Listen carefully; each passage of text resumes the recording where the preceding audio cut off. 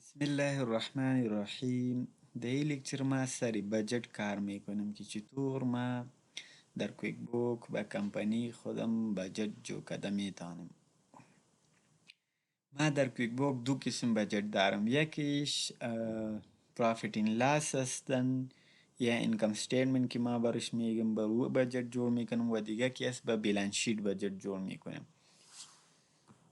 میم از کمپانی سری کمپانی که کلیک کردم، باز از این پلانینگ and بجت سر از کلیک میکنم. بعد از این کنه سیت اپ بجت سر از که کلیک میکردیم اینجا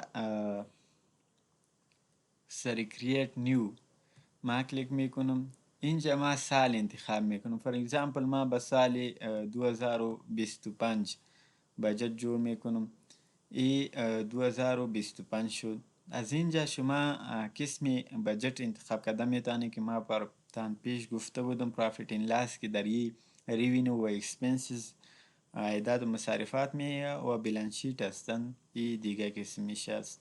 ای دو قسم نوع بجت ما جو کرده میتونم. سر از نیکست کلیک میکنم.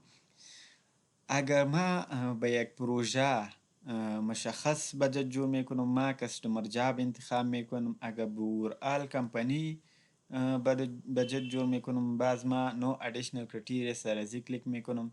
بعد از این سر نیکست کلیک میکنم. اینجا که هستن کرییت بجت فرام سکریچ. ای بجت که هستن نو جور میکنی شما. در این با دست خودت اماونت نوشته میکنی به هر اکاونت. و ای که هستن create budget from previous year's actual data. اگر شما از سال گذشته کدام دیتا داشته باشین در کویک بوک، شما میتونین سری create budget from previous year's actual data سرزی کلیک کنین. حالی ما نیو بجت جور میکنم، به هر اکاونت اماونت اسین میکنم. بعد از این سری فینیش کلیک میکنم. اینجا که هستن اکاونتش است. اینجا توتال اماونت انوالی توتال اماونت کلکولیت میکنه و ای که هستن 12 ماه از سال است، از یک سال. فور اگزامپل از یک سال در اینترست شما مثال چک پیسه در یک ماه میگیرین. فور اگزامپل در جنوری شما 1000. اگر از دیگه ماه یک قسم بود، شما میتونین سرزی کلیک کنین و کاپی اکراس سرزی که کلیک میکنین با کل ما یک قسم اماونت اسین میشه و در اینجا توتال نشان میده. فور اگزامپل سیلز هستن که از سیلز چی که در یک ماه شما باید بکنین، از کمپانیت بجت برش اسین میکنین. شما میتونین ایرا هم انتخاب میکنین و در اینجا اماونت نوشته میکنه و کاپی اکراس به هر ما جدا جدا چی میشه اماونت اسین میشه. دیگه که هستن سرویسز هستن.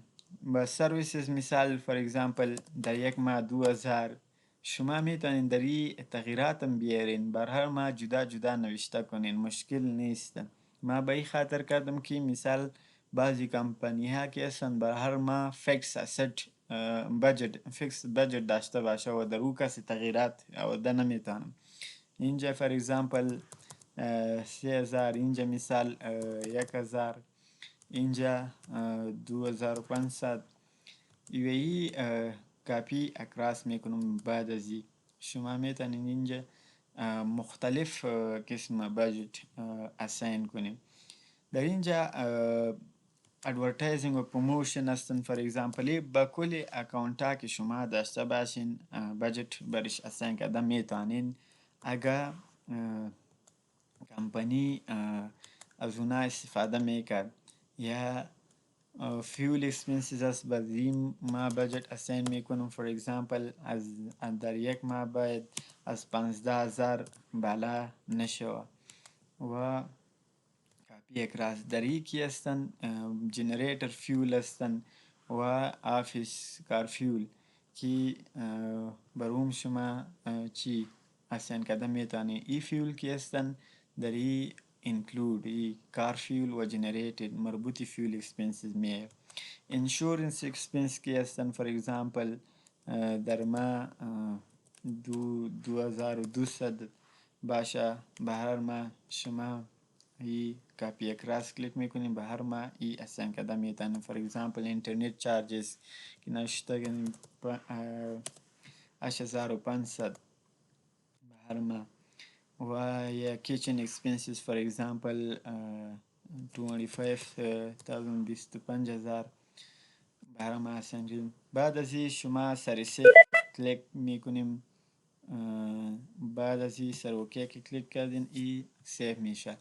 میتونین که ای بجت باز از ریپورت ببینین و در ریپورت که چه از بجتس این فارکاست باز سری بجت اوورویو کلیک میکنین. اینجا باید شما میخواین از کدام بجت ببینین، از کدام سال انتخاب کرده میتونین. بعد از این سر نکست کلیک میکنیم. بعد از این نکست باز فینیش ای بجت بر ما از سال 2025 نشان میده. در ایشون بر شما پرافیت و هر چیز نشان میده که در هر ماه چه پرافیت شما کده میتونین، چه که مصرفات شما باشه. ای بود با پرافیت این لاس. اگر میخواین با فاینانشل با چی بالانس شیت بجت جور کنین، بیاین سر ست بجت اینجا سر کرییت نیو و از اینجا شما بالانس شیت باید انتخاب کنین که در وقت شما با بالانس شیت چی بجت جور کرده میتونین. این سالم تغییر کرده میتونین از اینجا.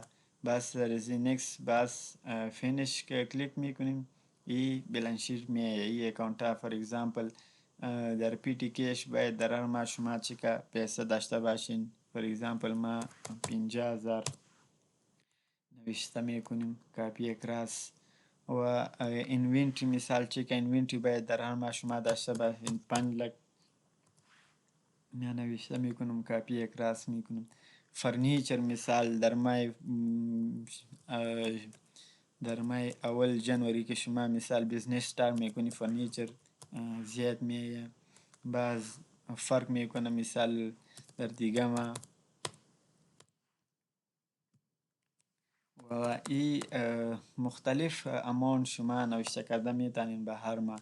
یا از کپی اکراس میتونین که در وقتی شما به هر ماه یک قسم کاست یا بجت اساین میکردین. بعد از این سر سیو کلیک میکنم. بعد از این سر اوکی و کلیک میکنم از ریپورتس و در بجت این فارکاست از اینجا شما دیده میتونین بجت اوورویو بالانس شیت بای اکاونت نکست کلیک میکنم سر فینیش.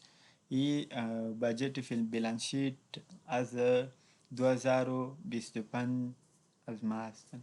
در ای بر هر پروژه شما جدا جدا بجت اساین کرده میتونین. ای بود درس مربوطی جور کردن بجت در کویک بوک دسکتاپ.